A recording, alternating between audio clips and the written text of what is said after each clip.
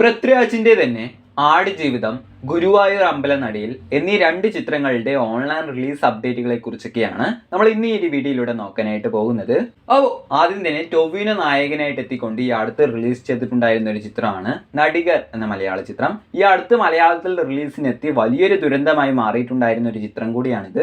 എന്നാൽ ഈ ഒരു ചിത്രത്തിന്റെ ഓൺലൈൻ അവകാശങ്ങളൊക്കെ നമ്മൾ പറഞ്ഞിട്ടുള്ളത് പോലെ തന്നെ നെറ്റ്ഫ്ലിക്സ് ആണ് ഏറ്റെടുത്തുള്ളത്. അപ്പോൾ നെറ്റ്ഫ്ലിക്സിലൂടെ ഈ ഒരു ചിത്രം ഈ വരുന്ന ജൂൺ 27-ാം തീയതിയാണ് പ്രീമിയർ ചെയ്യാൻ പോകുന്നത് എന്ന് ഇപ്പോൾ അവർ ഒഫീഷ്യലായിട്ട് തന്നെ കൺഫേം ചെയ്തിട്ടുണ്ട്.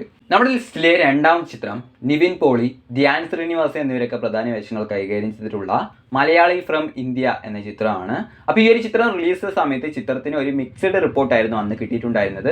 അതുകൊണ്ട് തന്നെ ഈ ഒരു ചിത്രവും തിയേറ്ററുകളിൽ വലിയ കളക്ഷനൊന്നും നേടിയെടുക്കാൻ സാധിക്കാതെ ഒരു പരാജയമായി മാറിയിട്ടുണ്ടായിരുന്നു. എന്നാൽ ഈ ഒരു ചിത്രത്തിന്റെ ഓൺലൈൻ അവകാശങ്ങളും നമ്മൾ പറഞ്ഞിട്ടുള്ളത് പോലെ തന്നെ സോണി ലീവ് ആണ് ഏറ്റെടുത്തുള്ളത് എന്ന് ഇപ്പോൾ അവർ ഒഫീഷ്യലായിട്ട് തന്നെ കൺഫേം ചെയ്തിട്ടുണ്ട്.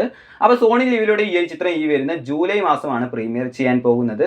ഇപ്പോൾ വരുന്ന ഏറ്റവും പുതിയ റിപ്പോർട്ടുകൾ പ്രകാരം ഈ ഒരു ചിത്രം ജൂലൈ 5-ാം തീയതിയാണ് സോണി ലീവിലൂടെ പ്രീമിയർ ചെയ്യാൻ പോകുന്നത് എന്നാണ് നമുക്കറിയാൻ കഴിയുന്നത്. അടുത്തത് ബിജു മേനോൻ, ആസിഫ് അലി എന്നിവരൊക്കെ പ്രധാന വേഷങ്ങൾ കൈകാര്യം ചെയ്തിട്ടുള്ള ഒരു ഇൻവെസ്റ്റിഗേഷൻ ത്രില്ലർ ചിത്രം കൂടിയായിട്ടുള്ള തലവൻ എന്ന ചിത്രമാണ്. ഈ ചിത്രം റിലീസ് സമയത്ത് ചിത്രത്തിന് ഗംഭീർ റിപ്പോർട്ടുകളൊക്കെ ആയിരുന്നു അന്ന് കിട്ടിയിട്ടുണ്ടായിരുന്നത് എങ്കിലും ടെർബോ എന്ന ചിത്രത്തിന്റെ കൂടെ റിലീസ് ചെയ്തതുകൊണ്ട് തന്നെ ഈ ഒരു ചിത്രത്തിന് അന്ന് തിയേറ്ററുകളിൽ നിന്ന് വലിയ കളക്ഷനൊന്നും നേടിയെടുക്കാനായിട്ട് സാധിച്ചിട്ടുണ്ടായിരുന്നില്ല. എന്നാൽ ഈ ഒരു ചിത്രത്തിന്റെയും ഓൺലൈൻ അവകാശങ്ങളൊക്കെ ഏറ്റെടുത്തുള്ളത് സോണി ലീവ് തന്നെയാണ്. അപ്പോൾ സോണി ലീവിലൂടെ ഈ ഒരു ചിത്രം ഈ വരുന്ന ഓഗസ്റ്റ് മാസമൊക്കെ ആയിട്ടായിരിക്കും പ്രീമിയർ ചെയ്യാൻ പോകുന്നത്. നാലാമത്തെ ചിത്രം ജനനം 1947 പ്രണയം തുടരുന്നു എന്നൊരു ചെറിയൊരു മലയാള ചിത്രമാണ്. അപ്പോൾ ഈ ഒരു ചിത്രം മനോരമ മാക്സ് എന്ന ഓൺലൈൻ പ്ലാറ്റ്ഫോമിലൂടെ ഈ വരുന്ന ജൂൺ 14-ാം തീയതി പ്രീമിയർ ചെയ്യാൻ പോവുകയാണ് എന്ന് ഇപ്പോൾ അവർ ഒഫീഷ്യലായിട്ട് തന്നെ കൺഫേം ചെയ്തിട്ടുണ്ട്. അടുത്തത് ദിലീപയുടെ നായകനായിട്ട് എത്തിക്കൊണ്ട് ഈ അടുത്ത് റിലീസ് ചെയ്തിട്ടുണ്ടായിരുന്ന ഒരു കോമഡി എന്റർടൈനർ ആയിട്ടുള്ള ഒരു ചിത്രമായിട്ടുള്ള പവി കെയർടേക്കർ എന്ന ചിത്രമാണ്. അത്യാവശ്യം നല്ല റിപ്പോർട്ടുകളൊക്കെ തന്നെയായിരുന്നു ഈ ഒരു ചിത്രത്തിന് കിട്ടിയിട്ടുണ്ടായിരുന്നത്. അല്ലെങ്കിൽ ഈ ഒരു ചിത്രത്തിന്റെ ഓൺലൈൻ അവകാശങ്ങളൊക്കെ ഏറ്റെടുത്തുള്ളത് ഡിസ്നി പ്ലസ് ഹോട്ട്സ്റ്റാർ ആണ്. ഹോട്ട്സ്റ്റാറിലൂടെ ഈ ഒരു ചിത്രം ആടുജീവിതം എന്ന ചിത്രത്തിന് ശേഷമായിരിക്കും പ്രീമിയർ ചെയ്യാൻ പോകുന്നത്.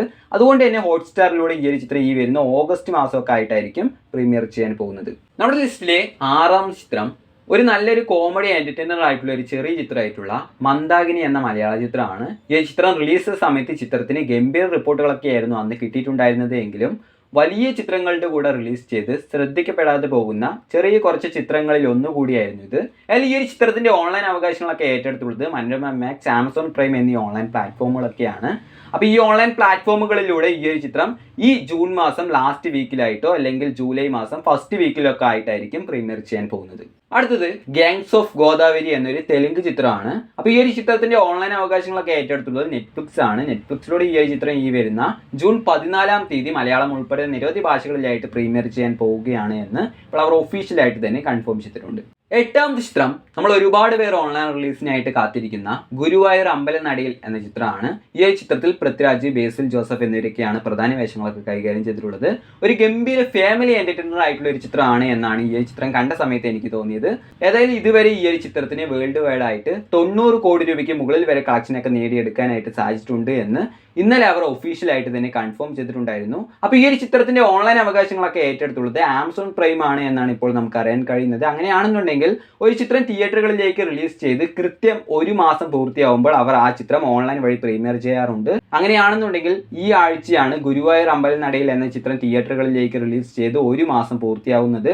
അതുകൊണ്ട് തന്നെ ആമസോൺ പ്രൈമിലൂടെ ഈ ഒരു ചിത്രം ഈ ആഴ്ച, അതായത് ജൂൺ 14-ാം തീയതിയോ അല്ലെങ്കിൽ ജൂൺ 21-ാം തീയതിയോ ആയിട്ട് തന്നെയായിരിക്കും പ്രീമിയർ ചെയ്യാൻ പോകുന്നത്.